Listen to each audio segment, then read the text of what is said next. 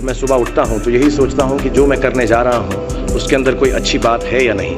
और मैं बहुत किताबें पढ़ता हूँ। As a matter of fact मेरे पास खुद कुछ 15 या 20 हज़ार किताबें मेरे पास घर में हैं। और मैं हर वक्त दिन में 3 किताबें एक साथ पढ़ता हूँ। एक मैं अपनी गाड़ी में पढ़ता हूँ जब काम पर जा रहा होता हूँ, एक मैं सोने से पहले पढ़ता हूँ, और एक, आप ज़्यादा ना हंसे तो बताऊँ, बाथरूम में पढ़ता हूँ। सो आई रीड ऑल 3 बुक्स। और मैंने बहुत सारी सेल्फ हेल्प और सेल्फ रियलाइजेशन की किताबें भी पढ़ी हैं। लेकिन इस किताब की एक यूनिकनेस है। हर किताब यही कहती है कि अच्छा सोचो, अच्छा दिमाग मिलाओ, अच्छे विचारधारा रखो, अच्छी विचारधारा रखो। लेकिन ये किताब के अंदर बताया गया है कि किस तरह वो विचारधारा आपके अंदर उत्पन्न हो सकती है। How can this be created from the inside. And the second unique quality of this book is कि ये सब कहना बहुत अच्छा है कि अच्छी विचारधारा रखो, लेकिन हमारे अराउंड इतनी नेगेटिविटी रहती है, हम हमेशा बुरे ख्याल इंसान को बहुत जल्दी आ जाते हैं। बट ये किताब के अंदर ये भी बताया गया है कि कैसे वो सेंटर को, वो सोर्स को टैप करके हम बुरे ख्यालातों से बचें।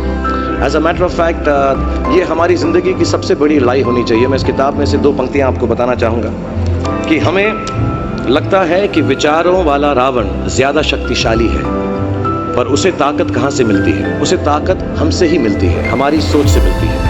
इस किताब में उस सोच, उस सोर्स को कंट्रोल करना सिखाया गया है। और मैं इस्लामिक रिलीजन का हूँ, मैं मुस्लिम हूँ। हमारे में एक वर्ड है जो बहुत मिसयूज़ होता है, जिहाद। जिहाद का भी थॉट प्रोसेस बिल्कुल यही है कि हमारे अंदर जो बुरी सोच है उसको कॉन्कर करना, उसके लिए लड़ना, उसे जिहाद कहते हैं। बाहर सड़कों पे लोगों को मारने को जिहाद नहीं कहते। 2-3 बातें और कहूँगा लोगों के बारे में जिन्होंने मुझे यहाँ पर बुलाया है, इनसे मेरी मुलाकात हुई और बहुत अच्छा लगा मुझे। जैसा मैंने कहा कि सुबह उठते ही अच्छी थॉट सोचो। इस किताब में 2-4 लाइनें और ऐसी हैं जो मुझे लगता है हमको सोचने पर मजबूर करती है।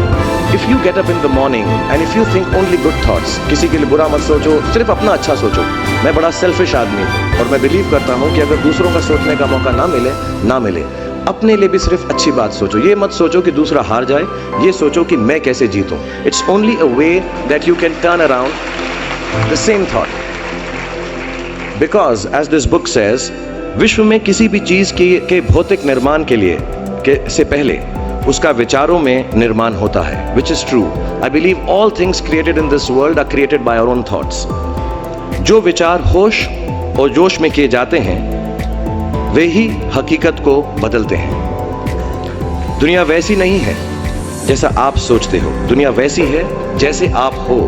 सो जो भी आपको कभी कभार दिल में आता है कि ये इंसान में से अच्छाई नहीं कर रहा है, ये घटिया है, ये बुरा है, ये जो सिचुएशन है अच्छी नहीं है, as a matter of fact अगर आप अपना नज़रिया बदल के रात को सोने से पहले उसी आदमी के बारे में उसके पॉइंट ऑफ व्यू से देखें, उसी सिचुएशन को एकदम नेगेटिविटी के बिना देखें, तो आपको मालूम पड़ेगा कि सिचुएशन इतनी बुरी नहीं है। आपके अराउंड जो लोग हैं, दोस्त हैं या दुश्मन जिन्हें आप समझते हैं, वो एक्चुअली दुश्मन नहीं है। So it is the way you think of the world, that is how the world will look to you, is the most important aspect of this book. मुझे अपनी भी मुझसे पूछा इन्होंने सवाल, मैंने पूरा जवाब नहीं दिया कि मैं जब छोटा था तो कैसा सोचता था।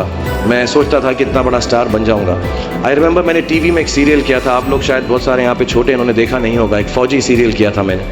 एंड पहली बार जब मैं सड़क में जा रहा था तो मैंने देखा 2 औरतें 3 व्हीलर में हैं और सडनली उन्होंने मुझको देखा। मेरा नाम उस सीरियल में अभिमन्यु राय था फौजी में, और सडनली उन्होंने मुझे देखा और मैंने नोट किया कि उनके मुंह पे इतनी बड़ी मुस्कान आ गई है मुझे देखते ही कि हाय शाहरुख शाहरुख, ऐसा करके वो चिल्लाने लगे। And to me the greatest moment in my life and the greatest desire in my life became कि मैं लोगों को मुस्कुराने की रीज़न दे सकूं, उनको मुस्कुराने का रीज़न दे सकूं। तो जब मैं मुंबई आया, जैसे जवान लोगों के थॉट्स होते हैं कि मैं बहुत पैसे कमाऊंगा, बहुत नाम कमाऊंगा, बड़ा घर करूंगा, मेरे दिमाग में 2 मेन चीज़ें इन सब मटेरियल चीज़ों के पीछे थी। आज मेरे पास अल्लाह के फजल करम से सब है, लेकिन इन चीज़ों के पीछे, ये गाड़ी मांगने के पीछे, घर मांगने के पीछे, और मुझे लगता नहीं ये बुरा है। I think all of you should imagine all the good material things that you want, but behind them there were 2 good thoughts. 1, मेरे माँ बाप की डेथ हो चुकी थी एंड मेरे दिल में एक ही अरमान था कि अगर मुझे कोई बड़ा फिल्म फेयर का जैसा अवार्ड मिले तो वो मैं अपनी माँ की याद में अर्पित कर सकूं। तो my main dream was that I should win the award and become so big that my mother can see me from heaven. मेरे दिल में ये था। और दूसरी बात ये थी कि जो भी मैं काम करूं, जितने साल भी मैं काम करूं, मैं लोगों को मुस्कुराने के रीजंस देता रहा। So my thoughts were always very positive. My reasons were very, very clear कि I will do this to bring smiles to people's faces. And that's the God's honest truth. Today sometimes I don't need any of it, but I keep working day and night, 20 hours a day. मेरे बेटे का जन्मदिन था परसों और उसने कहा आप मेरे साथ नहीं हो। नहीं, मैंने कहा मैं काम पे जाऊंगा, बिकॉज लोगों की मुस्कुराहट मेरे लिए सबसे ज़्यादा अहम है। So if you have a good reason,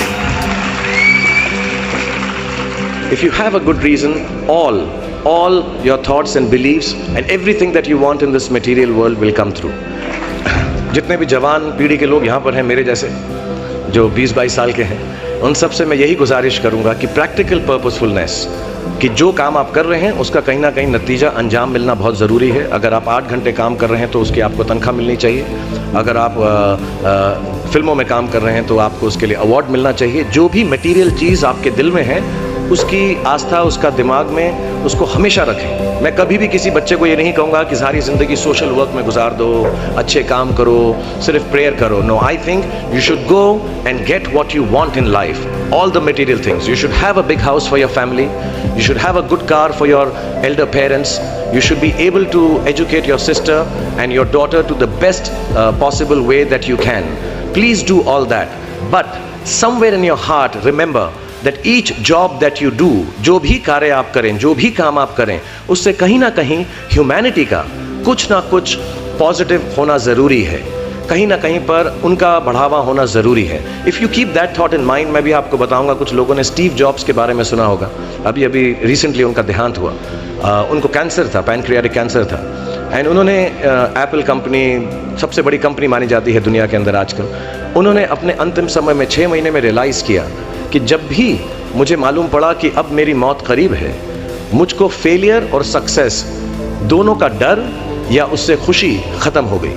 मेरे दिल में सिर्फ एक ही बात थी कि जब भी मैं कोई चीज़ बनाऊंगा, कंप्यूटर बनाऊंगा या कोई भी गुड बनाऊंगा, उससे इंसानों का, ह्यूमैनिटी का क्या फ़ायदा होगा। So I want to tell all the youngsters, please do whatever you want to do in terms of being well off materially, but somewhere keep a spiritual thought that the world should be a better place because you were born in it.